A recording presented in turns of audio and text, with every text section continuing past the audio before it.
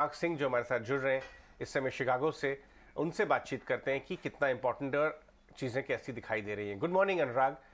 अनुराग, अभी अभी खबर ये आ रही है कि क्रेडिट स्विस फाइनली यूबीएस उनको टेक ओवर करेंगे। आपको लगता है कि ये मैटर यहीं पे खत्म हो जाएगा फाइनली, या कोई और फाइनेंशियल पावर हाउस भी ट्रबल में आ सकता है? इसके लिए मैं ओपन रहना चाहिए। हम्म।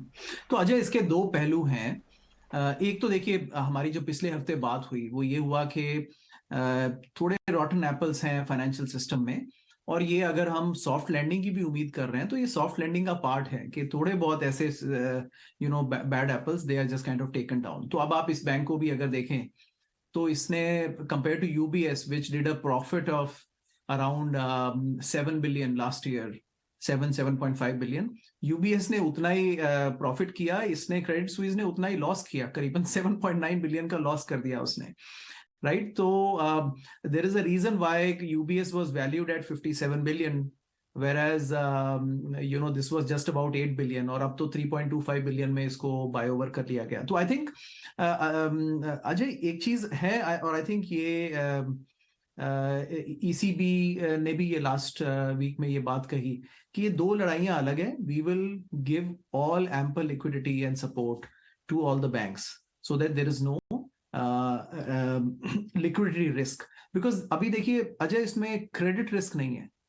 क्रेडिट रिस्क जब होता है तो फिर आप बैंकिंग का क्राइसिस वो 2008 जैसा होता है। ये लिक्विडिटी रिस्क है, और I think this can be managed by the central banks, और वो मैसेज आई थिंक निकल के आ रहा है उसमें। एक छोटा सा इसमें डाउन साइड है अजय कि वो 81 बॉन्ड्स को 16 बिलियन डॉलर्स के उनको राइट ऑफ कर दिया गया। This is very similar to वो जो यस बैंक का यहाँ पर हुआ था ना, उसमें भी वो जो 81 बॉन्ड्स थे उनको वाइप आउट करके और उसको बैंक की कैपिटल को एटलीस्ट प्रोटेक्ट किया गया था। तो आई थिंक वो थोड़ा कंटेजन है कि other people might draw or might want to withdraw their 81 bonds from almost all the other European banks. But अगर एक तरफ देखें तो फिर I think it is also well known, ये पहली बार नहीं हुआ है, सेकंड टाइम हुआ है, बिकॉज वो एक बैंको पॉपुलर था 2017 में, वहां पर ये फर्स्ट टाइम यूज किया गया था। There is a precedence to it.